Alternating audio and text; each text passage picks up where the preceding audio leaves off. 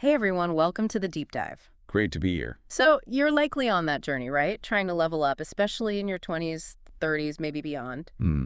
We're thinking of this deep dive as kind of a blueprint, pulling key ideas together to help build that really solid foundation for a fulfilling life. Absolutely. Yeah, Taking the best insights and making them actionable. That's the goal. exactly. So, let's jump right in. It really all starts inside, doesn't it? It absolutely does. Yeah. Your mindset, that inner game, it's the bedrock. You can't build lasting external change without it.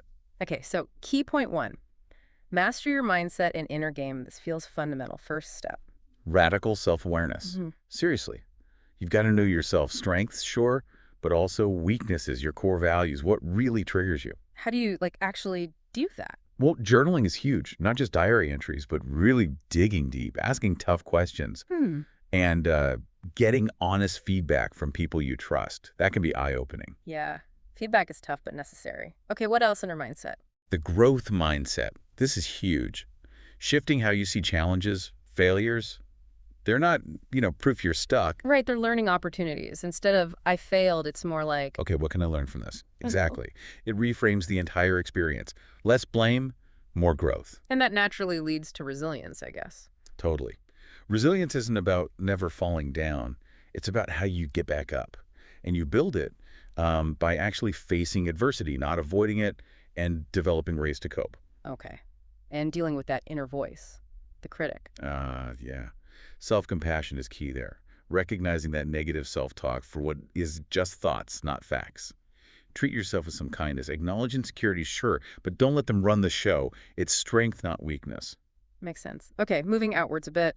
Key point two, invest aggressively in your physical well-being. This isn't just vanity, right? Not at all. It's fundamental self-respect. And frankly, it optimizes everything else, your energy, your focus. So, prioritizing health and fitness, what does that really mean? It means consistent exercise, but something you actually, enjoy and can stick with. Plus, focusing on decent nutrition, hydration, the benefits go way beyond just looks, mood boost, mental clarity, discipline. Yeah, the discipline aspect is interesting. And what about grooming and style? Seems superficial to some. It can seem that way, Yeah. but think of it as signaling. A good haircut, clean skin, decent hygiene, clothes that fit well and are clean. It shows you respect yourself and pay attention to detail. The halo effect thing. Exactly. Looking put together can actually make people perceive you more positively overall. And it boosts your own confidence too. And that ties into presence. Definitely. Commanding your presence. Yeah. How you carry yourself, posture, standing tall, shoulders back, making good eye contact, moving with purpose. It all projects confidence, even if you have to fake it till you make it sometimes. Right. Okay, point three. Develop high-value skills and pursue purpose. Feeling adrift often comes from lacking skills or direction. Yeah. Absolutely. Competence builds confidence. So become excellent at something. Pick a skill. Could be for work, like coding or public speaking, or personal, like learning an instrument, and really dedicate yourself to mastering it. That makes sense. And communication. Oh, critical. Being able to express yourself clearly, concisely, and just as importantly, listening actively, understanding others. Storytelling is powerful too. These are skills for life, not just work. And the money side, often overlooked. Hugely important. Getting financially literate. Basic budgeting, saving, understanding investing, even simply managing debt. It removes a massive layer of anxiety and gives you control, security. Yeah, financial stress is real. Yeah. And finding your why, purpose. Purpose gives you direction, fuels motivation. It doesn't have to be some grand world-changing mission, especially at first. Just something meaningful to you. And when you have that passion, it's infectious. Okay, so we have mindset, body, skills. Yeah. What ties it all together? That brings us perfectly to key point 4. Cultivate unshakable character and social intelligence. This is what sustains everything else. Right.